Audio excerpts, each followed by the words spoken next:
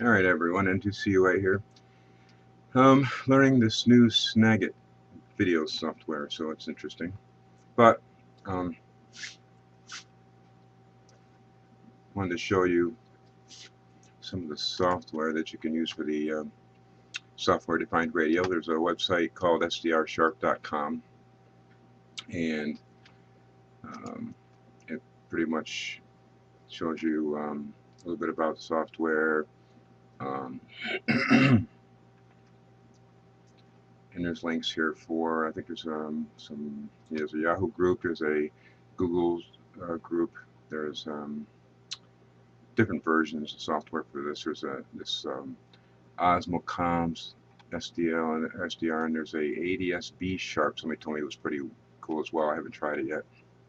I'll probably do that. And there was a manual. There it is, SDR Sharp user manual. That's not bad actually. And then the installation is a little tricky. Can be. There's one that's kind of automated. It's not so bad, but in either case you have to install a Zelig, something like that. Drivers, the USB drivers basically for the device itself, and those you have to do manually, evidently, no matter what. But not hard to do. It's pretty easy, and I believe that that's also in the instructions that are online. So there's that website. Then this is a link off to this guy's website. Don't ask me to say that name. And then downloads and move to the SDR page. Okay, and these are the quick start guide. Now this, I believe it's this one, is the one that has, we'll open that up.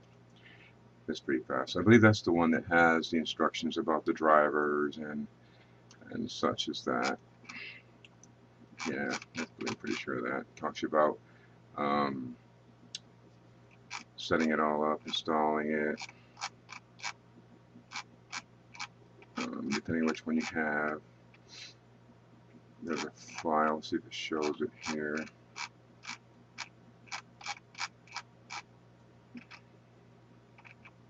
Oh, this looks like it's for the ADSB Sharp software. That's good to know because I was wanting to try this one and I hadn't done that yet. Oh yeah, this had to do with it. It shows a picture of aircraft going, and you could click on it and if they're overhead and pick up whatever from transponders or something. I don't know exactly, but evidently it's pretty cool. It's a virtual radar starter. There's a website, I forget the name of it, like flightradar.com or something. You can see all the aircraft flying over the U.S. or anywhere in the world, and it's pretty darn amazing. I work at the Eastern Air Defense, so I know about that kind of stuff, but it always amazes me how many aircraft are in the sky at any given point in time. It's totally amazing. Anyway, the dongle comes from this place here. I think they say NOOELEC. I'm not sure, but anyway, there you go. And the website's up here. This is what comes with it. You get this antenna. It's kind of cheesy, but the important thing is the coax, the cable. The remote you don't use because it's intended for the original use of the dongle, which is in Asia to watch TV and FM and stuff like that, and we don't use that for that. We're using it for ham radio, thanks to a fellow, I'm not sure where he's from, probably Europe by the sounds of the name, but not sure about that. Anyway, he found ways to use it for ham radio, for receiving and stuff like that. So we don't use the remote, but it comes with it. And then this is the actual dongle itself. It's USB.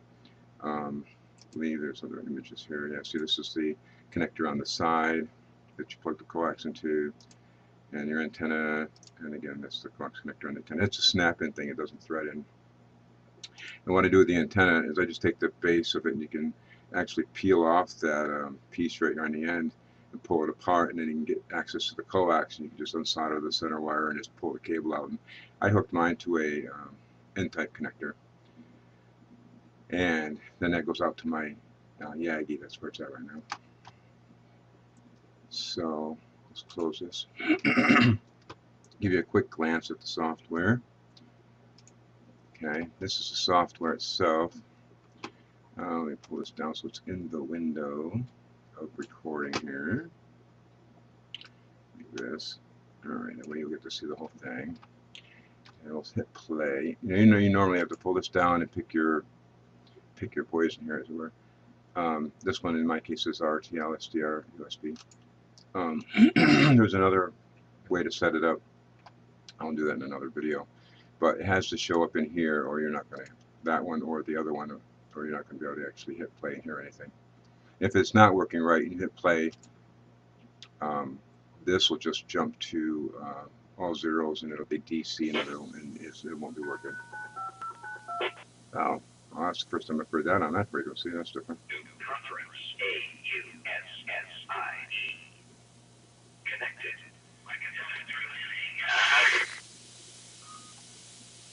Oh, I'm thinking that I was on the digipeater frequency. Didn't realize what I was on. I didn't know that that repeater had a echo link attached to it. Nice. Anyway, so we're on 2 meter FM on one of the repeaters, which is kind of nice. And then a quick note there, just go to one of the frequencies set here. I'm just doing this quick. I'm doing another video on actually using this whole window in the software. We'll just go to FM, pick a signal here. Pick a signal, any signal. Go to wideband FM. And you got music you can rock. And up here it tells you about it, which is kind of cool. I guess it's that whole digital thing now, right? So it's like 105.9 FM, The Rebel. Fly by Night. That's the name of the song by Rush. Give them their credits, right? Right. Alright, that's kind of it for the first part of it. And then I'll get into the software on a part 2 type thing. We'll just see how this video came out. And to see you later, 7 3s for now. Catch you on part 2.